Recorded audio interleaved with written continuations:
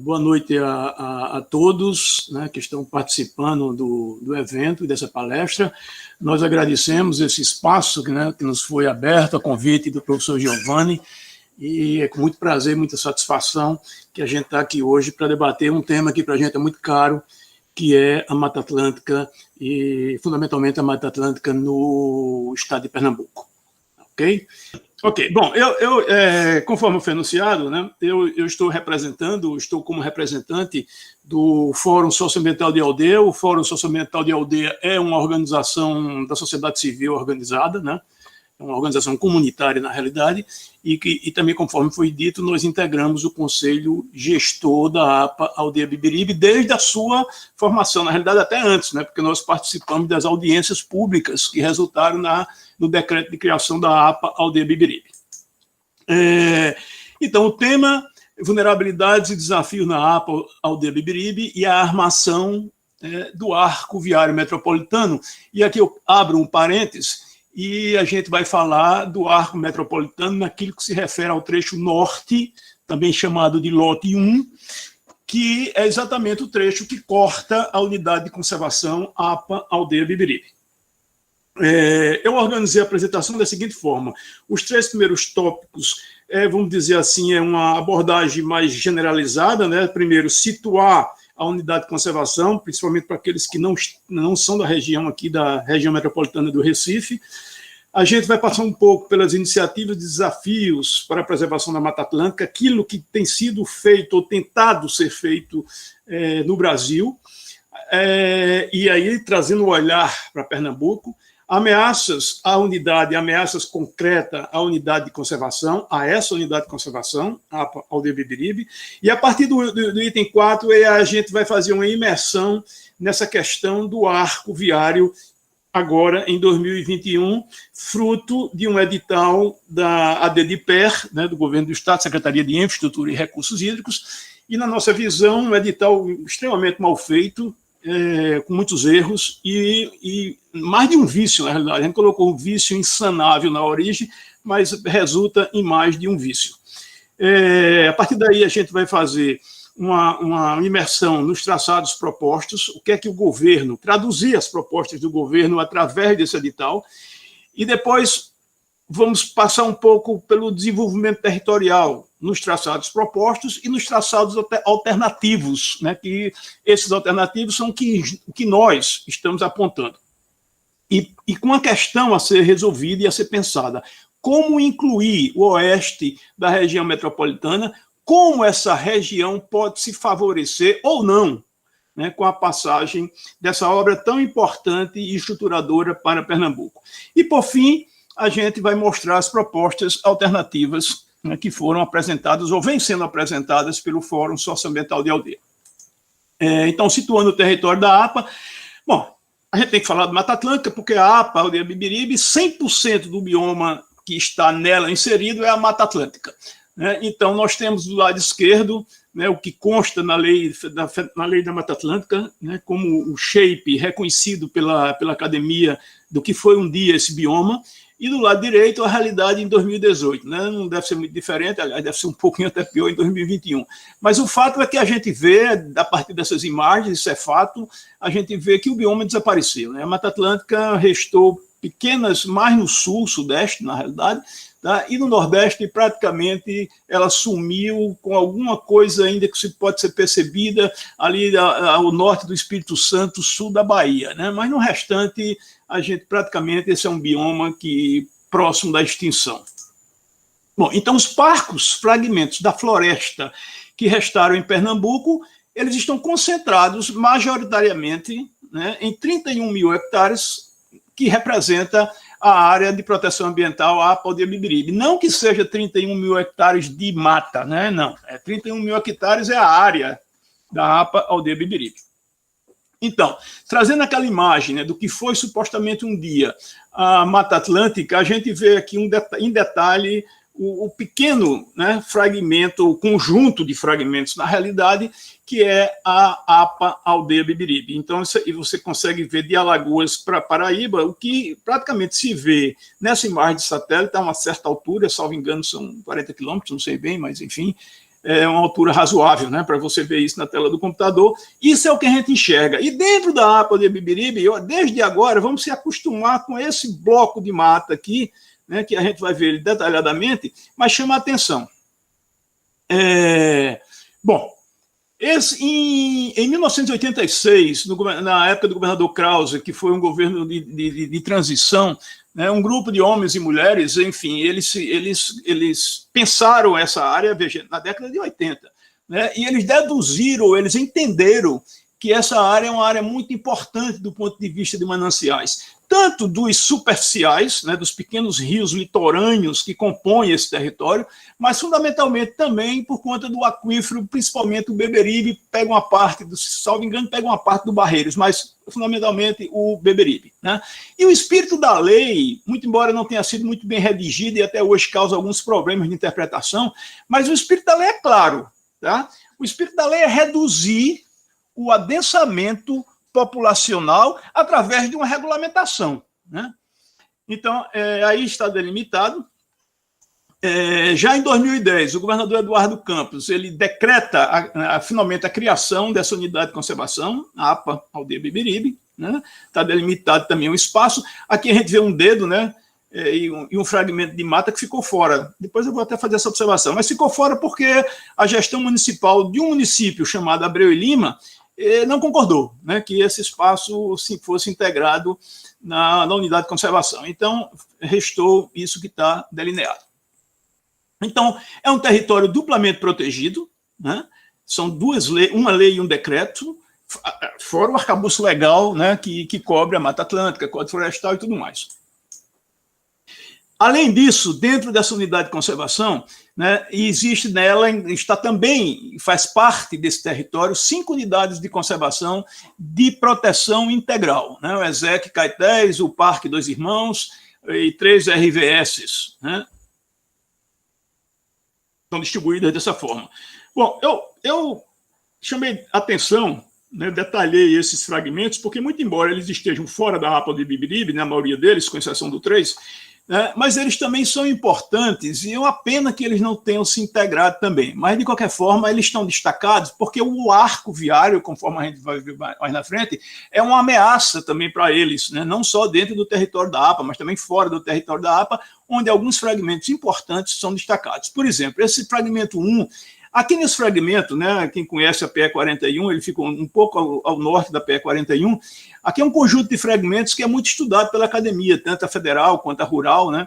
Existem, inclusive, espécies que são espécies endêmicas que estão, não sei nem como é que resistem, mas resistem desses fragmentos. Aqui temos outro grupo de fragmentos importante, também fora da APA já, né, naquele limite, né, mas esse fragmento eu destaquei porque aqui, inevitavelmente, se a proposta do governo prosseguisse, ele atravessaria, de alguma forma, esse conjunto de fragmentos. Bom, mas eu vou trazer a imagem 3, né, do bloco 3, vou dar destaque a ele. Vocês veem, aqui é uma imagem de 1989, né?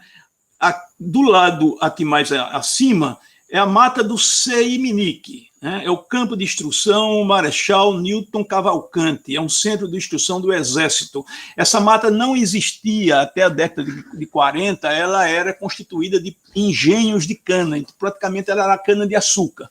O governo Getúlio desapropriou para que o Exército, né, se exercitasse, enfim, fosse treinado para ir para a Segunda Guerra Mundial. A guerra, enfim, acabou, né, e o Exército manteve essa área até hoje, né, e aqui, né, e fez uma grande coisa, tá? Não fez nada do ponto de vista de uso desse território, a não ser alguns de seus equipamentos, né, para treinamento, mas são pequenos dentro do território. Então, aqui é um caso que eu considero, talvez no Brasil não haja algo similar, né? São quase 10 mil hectares de mata regenerada naturalmente. Então, para a gente, isso aqui é um santuário. Ao passo que abaixo, né, a mata da Pitanga, isso era um bloco só, mas, enfim, hoje tem um distrito aqui no meio, né, fragmentando. Mas aqui a gente vê que já em 89, essa mata notadamente perdeu um pedaço substancial de floresta. E isso, na realidade, foi o começo. Em 86, houve um assentamento do INCRA, porque parte dos engenhos que constituíam, ou que antes, né, estavam na mata do Siminique, foram desapropriados, e só em 80, na década de 80, é que começaram a resolver essas questões fundiárias dos pequenos engenhos. Então, eles foram migrados dessa região para essa região da Mata Atlântica, da Mata da Pitanga. E o que aconteceu? Em 2001, compara essas imagens, praticamente a Mata da Pitanga desaparece substancialmente. Eu fiz uma vetorização desse território e uma estimativa de 2 mil hectares foram perdidos de mata, né, por essa decisão ou por esse projeto estruturador do ponto de vista social, né, porque aquela questão fundiária precisava ser resolvida, mas, enfim, né, isso, de vez de o pessoal ser assentado numa região onde não tivesse mata, pelo menos, ou pouca mata, enfim, mas o que aconteceu foi isso. Essa imagem é interessante, porque aqui nós vemos notadamente, no infravermelho, né, o que era esse bloco de mata e o que era a mata do Exército, ou chamada Mata do Siminique, né? A gente, quando vai para a década de 2000, a gente vê claramente, né, como é que se deu, né, o adensamento desse fragmento da Mata do Exército e a perda, né, de floresta do fragmento da Mata Atlântica. Bom, isso é muito importante chamar a atenção desse bloco, porque também tem uma relação direta com o arco viário. Então, os remanescentes, naturalmente, têm a função de proteger as áreas de nascente dos pequenos rios que compõem esse grupo de bacias litorâneos, que a gente conhece em Pernambuco como GL1, mas também, né, tem uma importância muito grande para o sistema de abastecimento público da região metropolitana do Recife Norte, através do sistema Botafogo. Então, isso é uma hidrografia, é uma imagem da hidrografia da APA Aldeia Bibiribe. Então, a gente vê que tem um conjunto, né, de possíveis nascentes, o apontamento de possíveis nascentes, são pontos sugeridos para se... Já tem diagnosticado cerca de 40, mas isso é um trabalho que precisa ser feito, entendo eu, que localmente, mas, em tese, há possibilidade de se ter um número bem maior, mesmo de nascentes ainda, vamos dizer assim, ativas, né? Porque muitas das nascentes, e muitas delas nós conhecemos aqui, secaram. Bom, então, reduzidos em quantidade, dispersos na distribuição espacial, diminutos em dimensões, assim mesmo eles abrigam uma extraordinária biodiversidade, né, e também essa extensa rede de rios que precisa ser protegida. Então, só isso aí do plano de manejo de 2012, né, então, no plano de manejo está lá estabelecido 1.228, ou identificadas 1.228 espécies entre fauna e flora, das quais 157 endêmicas, né, 34 ameaçadas de extinção, e um problema, 52 dessas espécies são exóticas, que é mais problema do que solução no contexto do bioma da Mata Atlântica. Bem, o que é o sistema Botafogo? É importante a gente conhecer, porque tudo isso que eu estou apresentando para vocês, se vocês puderem fixar essas imagens, porque quando a gente vier com os traçados propostos do arco viário, vai ficar mais claro para vocês o que representa como consequência o impacto dessa obra viária. Então, esse é o sistema Botafogo. Vocês veem que aqui tem o rio Catucá, ele nasce na Mata do Siminique, ele é o rio principal, é o rio que alimenta o lago, né? E eu marquei esses 2 pontos em amarelo, porque essa imagem é de 2014, 2015, na realidade, né? Mas de 2014, 2015 para cá, esse lago nunca mais foi preenchido. Aqui eu tenho a imagem de 2005, né? Você vê aqui ele todo preenchido, né? E essa imagem aqui onde a gente não vê mais esse volume de água. Aqui também, já nessa imagem de 2014, nós vemos um parque, um complexo de produção térmica queimando óleo diesel e praticamente bebendo água no lago. Na imagem de 2005, isso não havia apenas uma subestação da Chesf aqui, portanto, um equipamento passivo e não ativo. O rio Catucá, a imagem dele, né, ele corre praticamente, a mata ciliar não existe, né, ele corre num deserto, né, num pasto. Né. Aqui é uma imagem da represa, essa foto é de 2015, e o lago nunca mais atingiu esse nível. Aqui é o vertedouro do lago, água nunca mais aconteceu aqui. Outros 2 rios importantes que nascem lá na Mata da Pitanga, né? correm pelo que sobrou, que foram as matas ciliares, porque são as depressões, né, naturalmente. O que está no tabuleiro sumiu. Então, aqui sumiu porque se lembram da história dos assentados, né? Mas pelo menos tem uma produção lá de agricultura familiar. E aqui tem o rio Tinga, os dois também são represados, e esses 3 rios, eles são os principais do ponto de vista de abastecimento superficial, eles são os principais do sistema Botafogo. O restante, o próprio sistema capta do aquífero. Aí está a imagem do Bonança, né, a barragem do rio Bonança, às vezes é tudo pequeno, né, tudo pequeno, é a captação a fio d'água. Esse ano não teve água, portanto não transbordou, toda a água foi aproveitada para o abastecimento humano. Aqui é o rio Tinga, e aqui é um exemplo do que é a mata ciliar, por exemplo,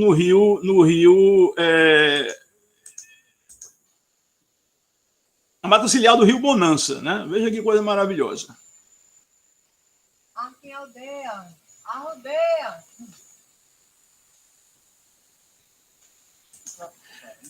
Aqui é um exemplo de uma nascente, de uma das nascentes, também no rio Bonança. Enfim, então, por tudo isso, pela importância estratégica da região, para a perpetuação da biodiversidade, né, da fauna, da flora, enfim, e em especial para a proteção dos nossos aquíferos, o governador Eduardo decretou, finalmente, a criação da área de proteção ambiental Apodi-Bibiribe. E, a partir daí, eu vou só ilustrar pelo menos 3 dos principais objetivos a serem cumpridos ou a serem buscados, né, para esse território. Primeiro, promover o desenvolvimento sustentável, e é importante colocar isso para a gente fazer um contraponto disso com a obra Arco Viário. Então, promover o desenvolvimento sustentável da área, respeitando a capacidade de suporte ambiental de seus ecossistemas. Proteger as espécies raras ameaçadas de extinção existentes nas 5 unidades de conservação e também nos remanescentes florestais, e proteger os mananciais hídricos superficiais e subterrâneos, assegurando a permeabilidade. Aí eu faço a primeira reflexão. Em que uma obra viária, nas proporções do Arco, né, promove ou atendem os objetivos dessa unidade de conservação? E aqui tem uma coisa que nos preocupa bastante, que é a permeabilidade do solo, né? Por conta do aquífero, naturalmente. Bom, no Brasil, eu fiz um trabalho, eu fiz uma dissertação de mestrado no IFPE, né, conforme foi anunciado, e eu fiz um estudo da implementação de corredores ecológicos, projetos, efetivamente, de corredores ecológicos, interligando fragmentos desse território. Mas, enfim, então, nesse estudo, a gente identifica pelo menos 3 iniciativas a nível de Brasil, e quando a gente fala a nível do Brasil, esse estudo foi até 2018, tá? Quando a gente fala a nível Brasil hoje, 2021, a gente tem que sempre, talvez, falar, era assim, porque não se sabe mais como é que é hoje, né? Então, primeiro, as 3 iniciativas: o monitoramento do bioma, as políticas públicas de criação de unidades de conservação e a implementação de corredores ecológicos. Isso são 3 iniciativas que são ensaiadas, ou enfim, foram implementadas algumas delas, inclusive com resultado, outras nem tanto. Então, a primeira, do ponto de vista do monitoramento do bioma, uma associação da Fundação SOS Mata Atlântica com o Instituto Nacional de Pesquisas Espaciais, o INPE, né, tomando como referência 2018, eles produzem ainda hoje, quero crer eu, um diagnóstico do que está acontecendo através de geoprocessamento, do que está acontecendo com esse território do ponto de vista da evolução do desmatamento. Então, esse é um trabalho publicado através do Atlas dos Remanescentes Florestais na Mata Atlântica, acredito que muitos de vocês conhecem, né? E ele cobre os 17 estados onde a mata está inserida. E aqui é só um exemplo, né, isso aqui é um dado lá da minha dissertação, portanto, é lá de 2016, mas a gente mostra que a gente vê, né, que a partir de 2010, 2011, vinha tendo uma pequena queda na taxa de desmatamento, depois foi aumentando, e na última avaliação que eu fiz já estava bem mais alta, já com níveis das décadas anteriores. Agora, qual é o problema que nós identificamos nesse Atlas? Nós identificamos 2 fatores limitadores e, portanto, geradores de imprecisão. O primeiro é a escala com que se trabalhava até então. Não sei se hoje o recurso melhorou, mas até então a escala com que trabalhavam, ele só permitia o registro de desmatamento acima de 3 hectares. Olha, 3 hectares para a gente é uma imensidão, né? Então, se você não registra uma perda de 1 hectare, por exemplo, para a gente é muita coisa, né? Representa muito. Então, e no caso de Pernambuco, ou melhor, do Centro de Endemismo de Pernambuco, esse critério representa um problema limitador e compromete, na nossa compreensão, a precisão dos dados relativos a essa região. Então, por exemplo, veja esse caso objetivo e concreto, né? Aqui nós temos, por exemplo, nós temos essa área, né, que é uma área relativa de uma mata bem restaurada, aqui corre um rio, né? O que é que aconteceu? O cidadão resolveu explorar a areia, né, que a gente chama de areia lavada, né? Ele joga a areia dentro do rio, faz a lavagem da areia e depois comercializa. Então, veja o que é que ele fez. Isso é um morro, hein? É mais fácil descer com a areia para o rio. Então, isso tem uma escala de 1,2 hectares. Consequentemente, não sai no Atlas esse desmatamento. E são desmatamentos desse tamanho que acontecem, ou dessa extensão que acontece aqui na área. O segundo ponto é a nebulosidade na região. Em anos sucessivos, a análise imagética desses estados demonstra-se muito comprometida em função da presença de nuvens na região, conforme é apontado nos próprios relatórios. Por exemplo, nos anos 2013, 2014, 2016, a gente vê que destacado em vermelho não sequer foi avaliado, porque não houve condição por conta de nuvens. Tá? E uma grande parte, ou a maioria do território, foi parcialmente avaliado. Então, isso tudo são fatores que produzem imprecisão, né? Consequentemente, a gente pode, inclusive, essa tese é corroborada, né? Porque em 2018, o governo de Pernambuco contratou, a partir da iniciativa, inclusive, da APA, né, do Conselho, contratou uma empresa, a empresa Bioflora, consorciada com a LERF, com a Exalc e da USP, né? Eles fizeram um estudo, na verdade, produziram um diagnóstico para entender quais são as áreas prioritárias para se implementar corredores ecológicos na APA do Ibiribe. E como parte desse estudo, quando a gente compara com o Atlas, por exemplo, o Atlas publica que entre 2012 a 2015, né, foram desmatados em Pernambuco 323 hectares. O estudo do diagnóstico, só na APA do Ibiribe, identificou 700 hectares. Então, isso mostra claramente, né, a imprecisão aqui nos 4 estados que compõem o CEP, o Centro de Endemismo de Pernambuco, né, a imprecisão desse Atlas. Não deixa de ser importante, a gente reconhece a importância, mas tem essa limitação. Aí depois vem a segunda, que é a política pública, as políticas públicas para a criação de unidades de conservação. E aí o olhar em Pernambuco, né? Como essa política se reflete em Pernambuco. Em 2018, nós tínhamos 80 unidades de conservação no estado, né? 40 de uso sustentável e 40 de proteção integral. Mas aqui eu faço uma ressalva, né? Vocês se lembram da Copa do Mundo, que o símbolo da nossa seleção, do nosso país, era o tatu-bola. Então, lá na Copa do Mundo, foi criada uma imensa unidade de conservação, que é a RVS Tatu-Bola, 110 mil hectares. Ora, isso é algo fantástico para uma RVS. Acontece que depois, né, houve uma pressão muito grande para desfazer essa RVS e transformá-la numa APA. Isso não foi concluído ainda, mas é algo que está em processo. Então, se isso acontecer, esse quadro, e deverá acontecer, pelo menos como a RVS não vai continuar, pelo menos é a minha compreensão, tá? Aí muda substancialmente, porque nas unidades de conservação, de proteção integral, eu saio de 31 para 30, mas eu saio lá dos 89% de RVS, eu caio para 51%, né? E com a perda substancial de área, né? Eu saio de 142 para 32 mil hectares de proteção integral, né? E veja um detalhe, quando a gente olha a presença de APAs, esse número é quase 99% das unidades de conservação do estado de Pernambuco, quando eu considero não a quantidade, mas a área.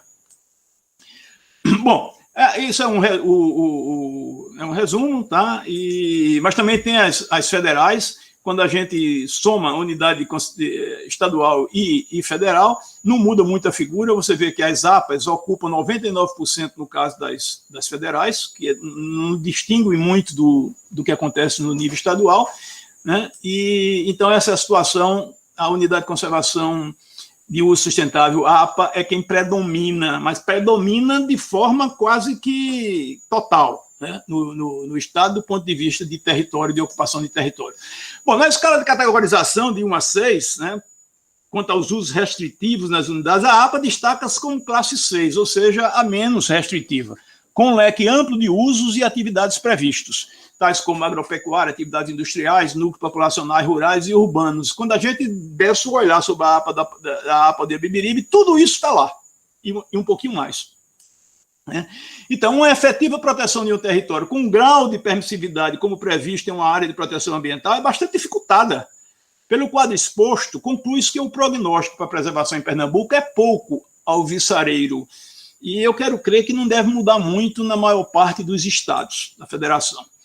Bem, soma-se ainda outra questão fundamental, né, de uma unidade de conservação para que ela seja efetivamente operacional e para que ela seja efetivamente efetiva, né, que é a instrumentalização, ou seja, um conselho gestor e um plano de manejo. Então, quando a gente olha a situação em Pernambuco, lá em 2018, porque depois de lá para cá não são mais 80, foram criadas, me parece, mais 6 unidades de conservação. Esse dado está de 2018, mas não, substancialmente não muda, muito não, tá?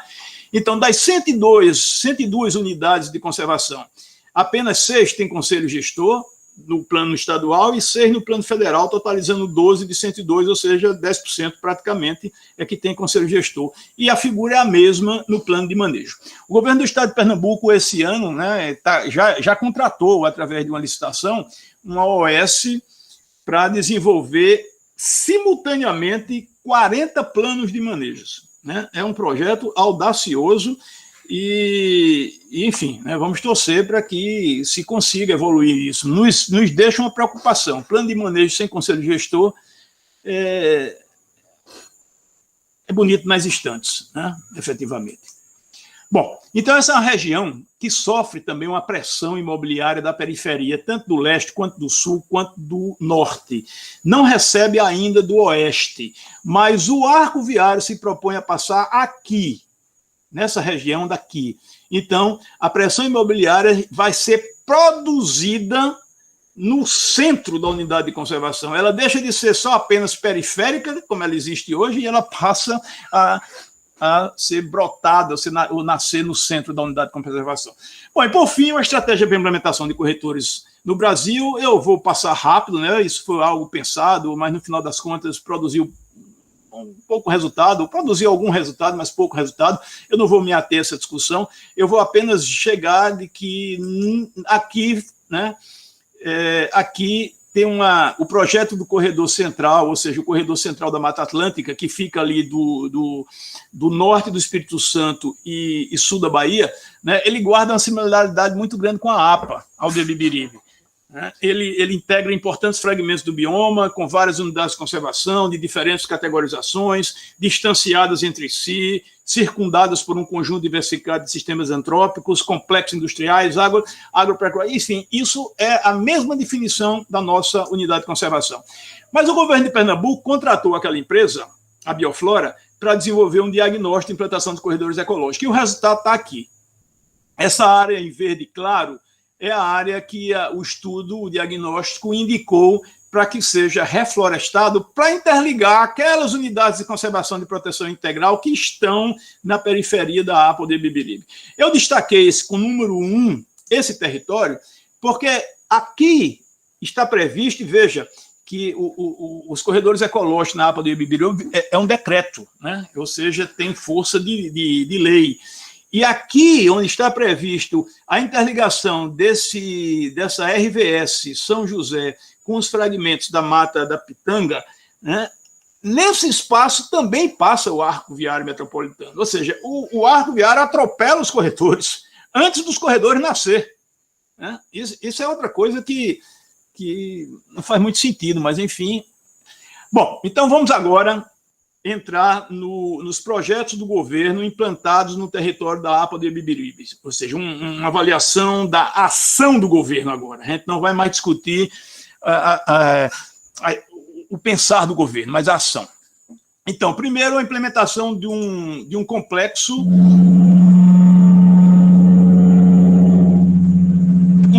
termoelétrico numa área que antes era cana-de-açúcar. Né? Você vê essa imagem, isso aqui tudo era cana-de-açúcar, então uma parte do canavial já existe um projeto de expansão aqui da quarta, aqui são 3. Né?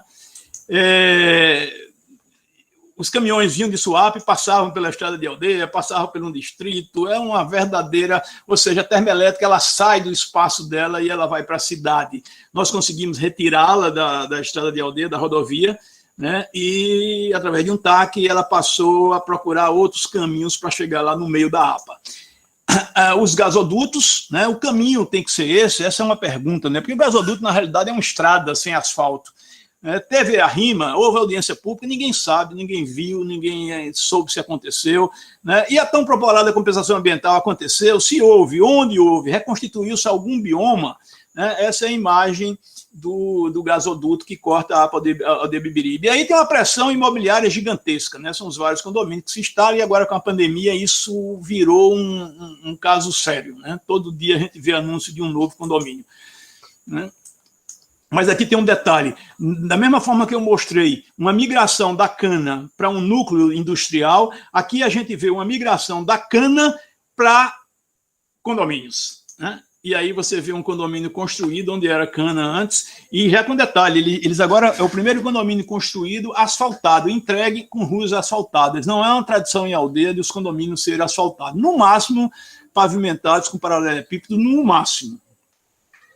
Bom, mas também há invasões, tanto populares quanto de classe média, né? Aqui é um exemplo de uma imagem de 2013, e já em 2017 estava assim, né? Agora está totalmente tomado, isso é um loteamento com características de loteamento irregular.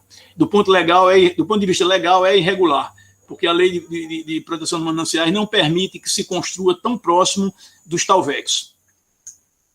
Bom, outras granjas, piscicultura, né? Eles procuram sempre os pequenos rios onde eles vão depositar seus dejetos, não tem nenhuma fiscalização, nenhum controle. As granjas do mesmo jeito, da mesma forma, estão sempre beirando os morros, beirando a borda do tabuleiro, porque lá embaixo também tem o rio onde eles captam água, não sei se, talvez não coloquem os dejetos lá, mas pelo menos captam água. Aí tem a pecuária. Então, isso é a realidade, né? O diagnóstico do território.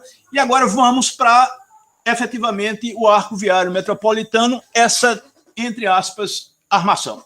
Bom, antes de a gente chegar em 2021, eu vou fazer um breve histórico das tentativas do governo. Em 2012, foi contratada a Odebrecht, ou foi contratado, ou não foi contratado, não se sabe, mas a Odebrecht, ela patrocinou o primeiro estudo de impacto ambiental, e nesse estudo ela estudou 3 alternativas locacionais. Uma, por fora, né, arrodeando a APA, né, que eles afirmam que foi a opção da área técnica, uma segunda que cortava a mata do Siminique e uma terceira que cortava a mata do Apitanga. Essa terceira é um projeto do governo do estado, foi desenvolvido em 2009, inclusive tem plano básico de engenharia e plano executivo também. Tá? Mas a Odebrecht disse, não, a minha opção é essa. Né?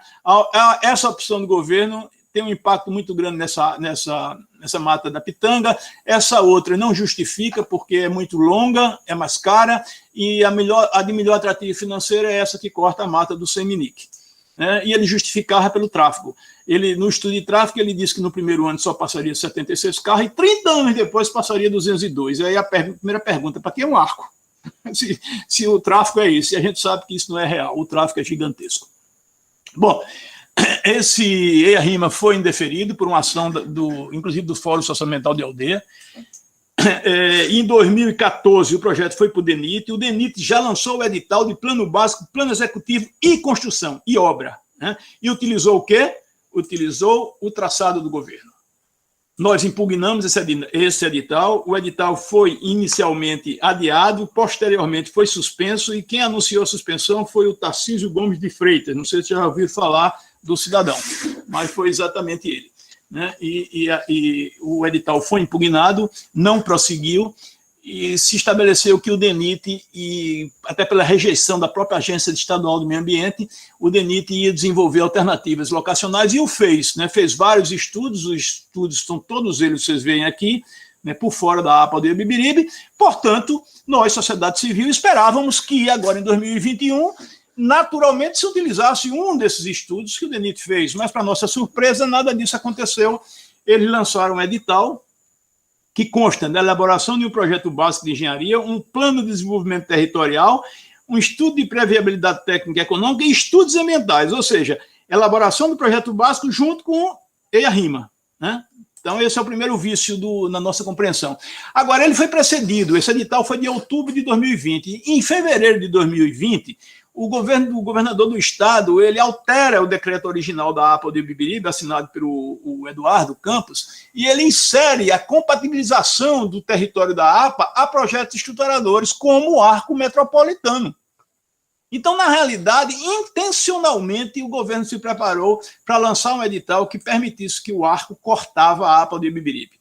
E o que é que o edital estabelece? E edital é lei, edital é regra. Né? Uma vez eles tendo definido seu termo de referência, ele tem que ser cumprido pelos concorrentes, pelos participantes. Então, vejam bem, isso é a definição do lote, vocês não vão entender por aí, é por isso que eu trouxe isso para o mapa.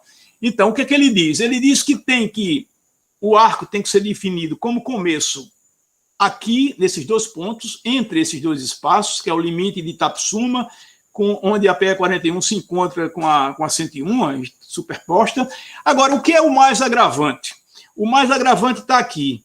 Ele define que corta a estrada de Aldeia, a PE 27, no território de Paudalho. Eu delimitei o território de Paudalho para vocês verem exatamente onde ele corta a PE 27. Então, o arco, ele tem que nascer aqui, tem que cortar a PE 27 nesse espaço e se encontrar com o trecho sul, que é outro edital, outra licitação, que segue a partir desse ponto aqui. Então, aí está o túnel estabelecido no edital para o arco viário ser pensado e ser proposto. O governo nega o que ele escreveu, com base em nada, né? mas nega. Mas tem mais um agravante até bom, porque ele diz que a bacia hidrográfica dos mananciais da barragem do Botafogo tem que ser preservada. Então, eu coloquei aqui o que é a bacia do Botafogo. E, se ela tem que ser preservada, esse túnel é muito mais restrito, né? E, por coincidência, como se houvesse coincidência, mas por coincidência, digamos assim, olha o que é que acontece. Oi, desculpa. Tem 10 minutos, viu? Eita, tá certo, vou voar. As empresas que propuseram, que participaram, aqui foi a melhor classificada, propôs essa solução com alternativa e a segundo lugar propôs essa solução com alternativa. Vamos começar por essa daqui. Tá? Essa foi a que ganhou, mas vamos começar. E tem um detalhe aqui que eu demarquei. Aqui tem uma unidade de proteção de uso integral que tem zona de amortecimento. Então, nunca poderia se propor uma estrada passando aqui. Bom, eu vou passar por isso é apenas como raciocinou a alternativa locacional, porque o governo disse que abriu espaço para a alternativa locacional, e realmente foi proposto. O cara chegou aqui, viu que tem condomínio, não dava para passar, ele propôs vir por aqui, onde tem uma fazenda, mas olha o estrago que ele faz na mata, nas nascentes do rio Utinga. Né? E a outra alternativa, que foi da empresa Vitoriosa, né, foi a mesma coisa. Ele propôs isso aqui com a alternativa que é essa daqui. Agora, aqui tem um detalhe. Aqui tem um distrito. Né, e eu sempre faço essa provocação. Se esse distrito, que é um distrito popular, se ele fosse um condomínio classe A, será que haveria essa proposta do arco passando nas janelas do condomínio? Bom, a própria Agência Estadual de Planejamento do Estado diz o seguinte, que o novo traçado proposto apresenta esmagiando o distrito de Xande Cruz, em paralelo a uma via principal de assentamento, então tal proposta de tangencial do distrito fere conceitos urbanísticos, né, que não indicam a implantação de uma via expressa deste porte, tangenciando um assentamento humano, já consolidado. Né? Bom, eu não vou passar isso, eu vou dizer o seguinte, que o edital prevê o estudo de traçado, a definição de um traçado para desenvolver todo o resto do estudo do projeto básico em 2 meses, mas o estudo de impacto ambiental só é concluído em 12 meses. Então, só em 12 meses seria apresentado à comunidade, através de audiência pública, para discutir algo já pronto e já pago, né? Já desembolsado, porque no 9º mês, 70% do pagamento já tem sido efetivado.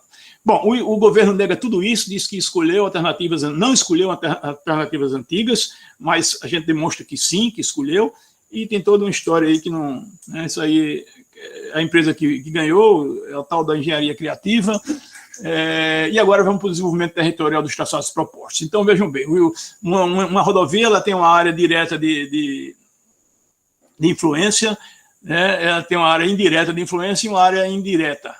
Então, aqui está descrito a rodovia com sua área de influência indireta, que praticamente é a área que é afetada durante a construção, e temos também a área de influência indireta, que é onde está contratado um serviço de desenvolvimento de um plano de desenvolvimento, ou seja, a empresa territorial. A empresa tem que pensar o que é que ela vai propor para o desenvolvimento territorial em indústria e em serviços para ser implementado nessa área. Aí vamos pensar o que é que pode se propor nesse trecho, e nesse trecho, e nesse trecho. Mas esse é um produto do edital. Bom, as propostas alternativas que nós propusemos, tá? Essa aqui da empresa Vitoriosa. Nós propusemos duas alternativas. Uma é uma rodovia que passa em paralelo com a PE 41. A gente mantém essa estrada estadual, porque ela tem um objetivo a ser cumprido, e o arco é uma via expressa. Então, o arco correria em paralelo com ela, retificada, e se encontraria aqui com o trecho sul. E a outra seria um arco, efetivamente, porque, veja, o governo não propõe um arco, propõe uma reta, né? Nós estamos propondo um arco e um arco verdadeiro. Só que esse arco ele tem o seguinte objetivo também, não só facilitar o transporte da produção do polo industrial, cuja âncora é a Fiat, o polo industrial Goiânia, mas também se aproximar de um conjunto de municípios que estão completamente à margem do desenvolvimento econômico do Estado, né? Então, o que é que compõe, o que é que diferencia isso? Então, essa proposta verde, que é o Oeste Metropolitano, ela é 20 quilômetros a mais do que a proposta do governo. E a proposta retificada em amarela é 16 quilômetros a mais. Então, nós estamos falando em 16 ou 20 quilômetros a mais. Há uma velocidade de 110 quilômetros, que é a velocidade estabelecida no edital, é uma via expressa, a gente está falando de 9 minutos, 10 minutos a mais. Quando você vai trafegando na 101, você gasta para atravessar e chegar no mesmo ponto lá umas 2 horas, pelo menos, 1h30, 2 horas. E esse comparativo é interessante, que é quanto eu ando a mais, né? Eu saindo daqui da Fiat, pegando esse arco, eu vou andar mais apenas 4 quilômetros do que se eu fosse aqui pela proposta que está posta pelo governo do Estado de Pernambuco, né? E se eu for por Araçoiaba retificado, eu vou andar 14 quilômetros a mais. Então, essas são as duas propostas que nós apresentamos, temos defendido, e do ponto de vista de proposta é isso. Eu poderia encerrar aqui, mas só situando vocês, houve duas decisões, tanto do Tribunal de Contas, né, que através de medida cautelar, determina aos gestores da DDPE a não assinatura do contrato decorrente do procedimento licitatório até o julgamento do mérito da auditoria especial. Então, está aberta uma auditoria especial. Já houve uma segunda rodada na primeira Câmara e foi referendada essa decisão, que essa decisão foi em caráter monocrático, mas agora já existe uma decisão reafirmando na primeira Câmara. E, da mesma forma, o Ministério Público de Pernambuco também recomendou que não se assinasse o contrato até se conceder uma licença ambiental e uma eventual aprovação do EIA-RIMA. Então, nós poderíamos parar aqui, mas tem mais. Aí estava fora do script, mas entrou ontem no script. Tem um projeto gigantesco da instalação 4 minutos, Ju. Tá certo. 4 então, minutos, Ju, Herbert. Ok. Então, tem esse projeto aí, que é o projeto da Escola de Sargentos do Exército, que aqui está sendo disputada por 3 estados, Pernambuco, Paraná e Rio Grande do Sul, e se acontecer aqui, vai se chamar Vila Militar Aldeia dos Camarais. Agora, o que é que isso tem a ver com isso tudo que eu mostrei aos senhores até agora? Então, veja, não é só o arco, né? Em aldeia não se constrói edifícios. Essa escola, ela prevê a construção de 24 edifícios de 6 andares, né? O total são 570 e tantos apartamentos. Agora, qual foi a área que eles escolheram? A Mata do Seiminique. Esse santuário que há 70 anos se manteve intacto e houve uma restauração fenomenal, maravilhosa da Mata Atlântica. Eles escolheram exatamente esse território para implementar esse projeto importantíssimo para Pernambuco ou para qualquer estado que venha absorvê-lo, né? É um projeto gigantesco, mas só de área construída ele prevê 1.235.000 metros quadrados, só de área construída, né? Todos esses blocos têm que ter acesso, né? Consequentemente vai ter que ter estradas aqui interligando eles, e esse é o mais recente, a mais recente ameaça, algo completamente inconcebível, né, mas que está sendo proposto para a área de proteção ambiental APA Aldeia Bibiribe. Então, com isso, eu me despeço e pela primeira vez eu cumpri um tempo.